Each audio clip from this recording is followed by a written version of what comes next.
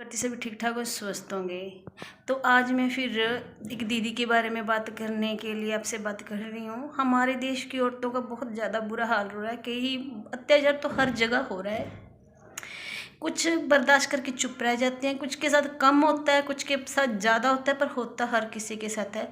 जो पिछली पीढ़ी उनमें तो होता ही था, आगे वाली पीढ़ियों में कोई कोई कहते हैं ना, लाखों करोड़ों में कोई 10 लाख ठीक ठाक होंगे, ऐसे हस्बैंड होंगे।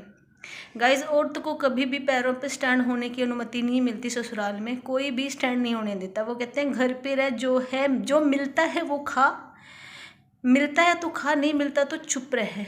कपड़ा अच्छा मिलता तो ठीक है, नहीं जो है वो डाल, या फिर अपने मायके से लिया। ये सारी ज़्यादातर तो कुछ लोग तो डिपेंड ही, बेटियां डिपेंड ही मायके पर ही होती हैं। बहुत सारी बेटियां ऐसी हैं। कई जगह पर ये देखो, ये दीदी बोल रहे हैं कि मेरे मायके वाले सारा खर्चा मुझे देते थे, फिर भी उनके ससुराल वाले उनसे अच्छे से नहीं रहते थे। गलत बात है। कहते एक घर में 12 कैमरे, हम तो नहीं आप पे औरतों मर्दों पर लगाती कैमरे। सारा दिन घर से बाहर भी रहते हो, काम पे भी जाते हो, जहाँ मन करता वहाँ जाते हो। औरतों पर हर जगह पाबंदी होती है, क्यों भाई?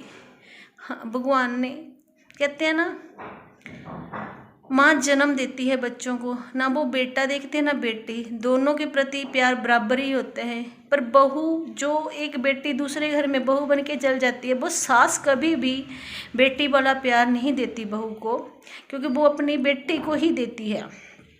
अगर वो अहमियत बहू को प्यार करे। गाइस, एक बात और कहना चाहूँगी, माँ को हर टाइम पता लग जाता है कि मेरे बच्चों को क्या ज़रूरत है, पर एक सास को क्यों नहीं पता लगता? साल में से आप लगा लो 2 महीने, 2 महीने जाती होंगी बेटियां मायके, बाकी 10 महीने उनके पास रहती हैं। उनको ये नहीं पता कि हमारी बेटी को, बहू को किस चीज़ की ज़रूरत है। पर मायके वालों को पता है उसको ये चीज़ की, कहती मांगती नहीं। गाइस, आप एक बार मांगोगे, 2 बार मांगोगे, 3 बार मांगोगे, अगर नहीं मिलेगी ना तो मांगना ही छोड़ देते हैं। ये बात है। और इस दीदी ने तो इतना संघर्ष किया। देखो, उसकी बेटी कह रही कि मेरे पापा मेरे सामने मेरी मम्मी का शोषण करते थे। बहुत गलत बात है। हम बच्चों के सामने लड़ाई भी नहीं करते, भी हमारे बच्चों पर गलत असर पड़े। वो ऐसा आदमी जो शोषण भी अपनी पत्नी का सामने ही कर रहा है, बहुत बेशर्मी की बात है। और मैं ऐसा कहना चाहूँगी इस दीदी को, आप कभी भी वापस ससुराल मत जाना। खर्चा लो ना, तलाक दो उस आदमी को। उस और गवर्नमेंट से भी मैं यही कहना चाहूँगी, तलाक भी मत होने देना, खर्चा भी फुल दिलवाना, हर एक ज़रूरत। यानी कि अब उसकी कमाई के 4 हिस्से, जैसे 4 हिस्से, 3 हिस्से उसकी वाइफ को दी जाए, 1 हिस्सा उसको। अगर ज़मीन जायदाद है तो भी 3 हिस्से उनको, 1 हिस्सा उसको। ऐसे कर दोगे ना दीदी, आप शादी करना कभी भी मत करना, क्योंकि पता है जो पहले से ज़िंदगी बुदीन हो रही है, आगे जाके पता नहीं कैसा इंसान मिले। मर्द तो मर्द ही होते हैं। और एक बात, आजकल लड़कियां लड़की में शादी कर रही हैं, सबसे अच्छी बात है। वो एक दूसरे की फीलिंग्स तो समझती हैं, दुख सुख तो समझती हैं। मर्द तो कुछ भी नहीं समझते, कुछ भी नहीं समझते औरत को। कुछ लड़के लिखते हैं कि कल युग आ गया है, विनाश हो रहा है इस धरती। क्यों हो रहा है भाई विनाश? तब क्यों नहीं बोलते जब हम औरतों के साथ हर गलत होता है, काम मार्केटाई होती है, हर जगह हमें कहते हैं ना नीचा दिखाया जाए, तब क्यों नहीं बोलते ये मर्द? तब यही लड़के क्यों नहीं कमेंट करते कि गलत है, ऐसा नहीं होना चाहिए? तब भी औरतों को ही गलत ठहराया जाता है। जो जब मैंने उनकी बातें सुनी, मुझे सुन के बहुत ज़्यादा बुरा लगा। पर मैं उनके लिए कुछ भी नहीं कर सकती, क्योंकि कुछ भी नहीं कर सकती उनके लिए मैं। गाइस, मुझे आपके सपोर्ट की ज़रूरत है। मैं किसी मुकाम पर पहुंचना चाहती हूँ, बहुत आगे जाना चाहती हूँ। प्लीज़ सपोर्ट करें।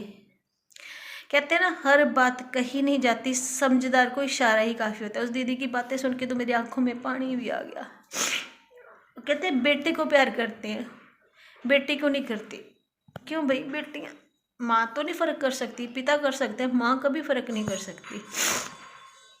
मैं एक ऐसी सौभाग्यशाली माँ हूँ। मेरे हस्बैंड अपनी बेटी से बहुत ज़्यादा प्यार करते हैं, और बेटे से भी वो ज़्यादा बेटी से प्यार करते हैं। उन्होंने बेटी मांग के ली थी। वो मुझसे ज़्यादा मेरे बच्चों का ध्यान रखते हैं, भी इनको टाइम पे खाना दिया या नहीं, कहीं जाना है या खाने पीने के। मुझसे चोरी चोरी भी उनको पैसे दे देते हैं। जो चीज़ वो मंगवाते हैं, चाहे उनके पास पैसे हैं चाहे नहीं है, वो ला के देते हैं।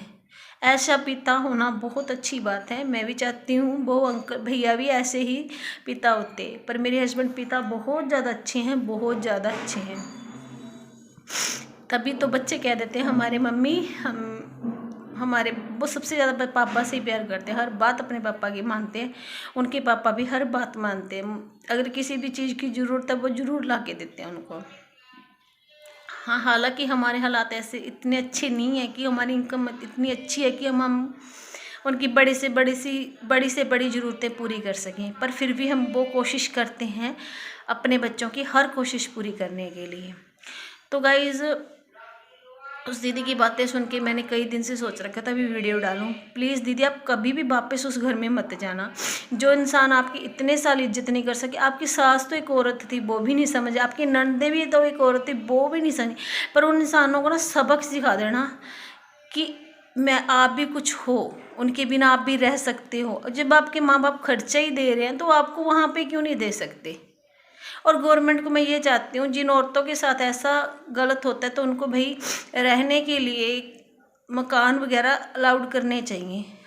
पर एक गलत है, हर किसी को तो नहीं, पर जो इन हालातों में से निकली हैं औरतें उनके साथ घर रहने के लिए जगह, क्योंकि वो ससुराल में से जाएंगी तो कहाँ जाएं, किराया भरने के लिए उनके पास पैसे नहीं होते, सब कुछ ऐसा नहीं होता। ठीक है, मायके में रहेंगे भाई, अब भाई भाभीियों के खुद के भी घर हैं, माँ बाप हैं, तब तक तो देखो अच्छे से रह लेंगे। जिस दिन माँ बाप नहीं रहेंगे क्या पता उनका नेचर कैसा हो। और इस सोचें भाइयों के सिर पे रहेंगे, देखो गाइज, भाइयों के खुद के ही खर्चे नहीं पूरे तो वो हमें क्या देंगे बेचारे। लगा लो आज मुझे कह दो कि मुझे किसी अपनी दीदी को देना है तो नहीं, मैं नहीं दे पाती, क्योंकि गाइज सबके अपने अपने ही खर्चे पूरे थे, दूसरों के नहीं पूरे हो पाते। तो अगर आपको मेरी ये वीडियो पसंद है तो मेरी वीडियो को लाइक शेयर सब्सक्राइब करें और ज़्यादा से ज़्यादा सपोर्ट करें। गाइज़, मुझे आपके सपोर्ट की बहुत ज़्यादा ज़रूरत है, प्लीज़ सपोर्ट करें।